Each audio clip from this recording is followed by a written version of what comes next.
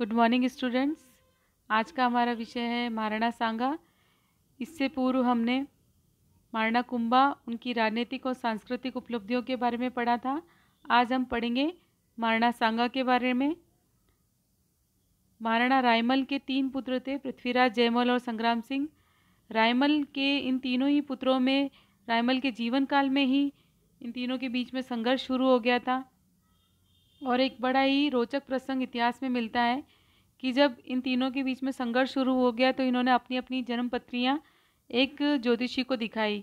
जब ज्योतिषी ने संग्राम सिंह के राजयोग की बात बताई तो ये दोनों, जो पृथ्वीराज और जयमल थे अन्य भाई, वो संग्राम सिंह को पर मतलब टूट पड़े, मारने लगे, उन्हें उनकी हत्या का भी प्रयास करने लगे। और इसी बीच में संग्राम सिंह की पृथ्वीराज ने एक तलवार से उनकी एक आंख फोड़ दी थी।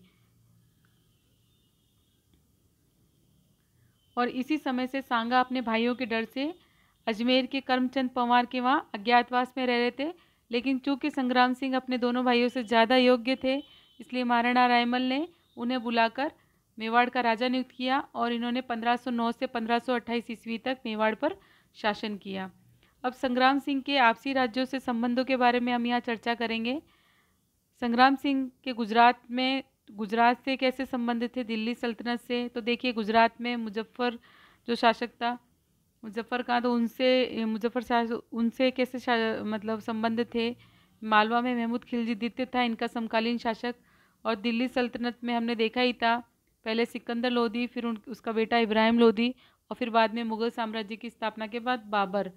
तो इस प्रकार से हम एक एक करके इनका अध्ययन करते हैं। तो सबसे पहले हम चलते हैं गुजरात और मेवाड़ के बीच में संघर्ष का क्या कारण था।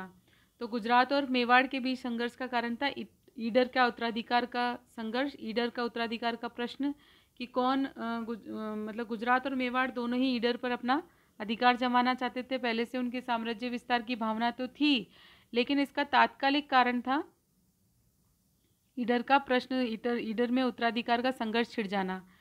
ईडर का सबसे पहले जो शासक था, मतलब इनके समकालीन, राणा सांगा के समकालीन, वो था रामबाण। रामबाण की मृत्यु के बाद उसके 2 पुत्र थे, सूर्यमल और भीम।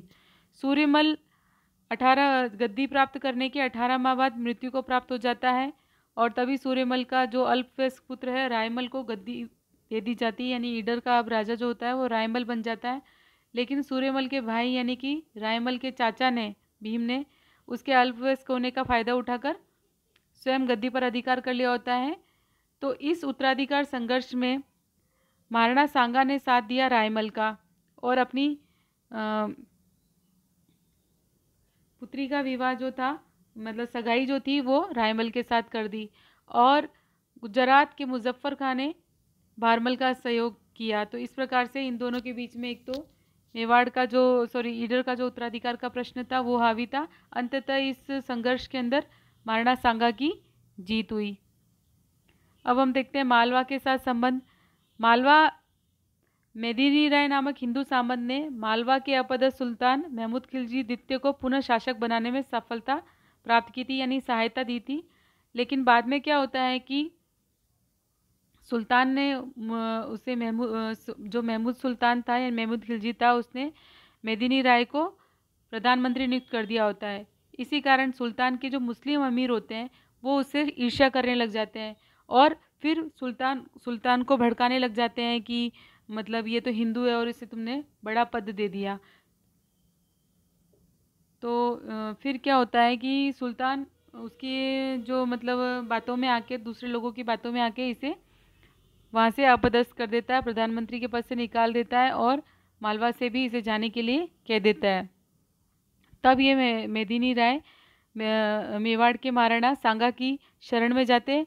वहाँ पर महाराणा सांगा ने इन्हें कागरोन और चंदेरी की जागीर दे दी होती है और जब ये जागीर दे देते हैं तो इसका पता लगते ही मालवा का सुल्तान मेदिनी राय पर आक्रमण कर देता है। वो युद्ध हुआ था 1519 ईस्वी में, गागरोन का युद्ध, महमूद खिलजी द्वितीय और मेवाड़ के महाराणा सांगा और मेदिनी राय के बीच में। इसमें क्या होता है कि 1519 ईस्वी में सुल्तान महमूद मेदिनी राय पर आक्रमण के लिए रवाना होता है। इसी बात की खबर लगते ही सांगा भी बड़ी सेना के साथ में गागरोन पहुंच जाते हैं और यहाँ हुई लड़ाई में सुल्तान की बुरी तरह से पराजय होती है और सुल्तान का पुत्र आसफ खां इस युद्ध में मारा जाता है तथा वह स्वयं घायल हो जाता है।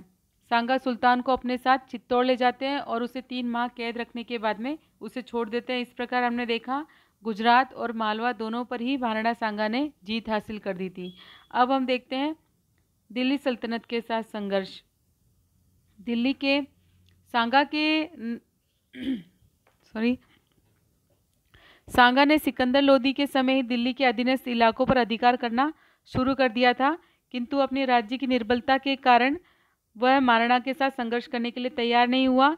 और जब उसका पुत्र, उसका उत्तराधिकारी इब्राहिम लोदी गद्दी पर बैठता है 1517 ईस्वी में, वो मेवाड़ पर आक्रमण कर देता है। वो युद्ध होता है खातौली का युद्ध कोटाबूंदी के समीप 1517-18 ईस्वी में, और इस युद्ध में राणा सांगा विजयी हो जाते हैं। इसी प्रकार धौलपुर बाड़ी का युद्ध वापस होता है जब मियाँ माखन के नेतृत्व में इब्राहिम लोदी एक अन्य सेना भेजता है और धौलपुर में बाड़ी का युद्ध होता है 1518 से 19 ईस्वी के बीच। इसमें भी राणा सांगा विजय हो जाते हैं। इस प्रकार से हमने देखा मालवा, गुजरात और दिल्ली के अफगान शासकों को पराजित करने में महाराणा सांगा जीत हासिल कर लेते हैं।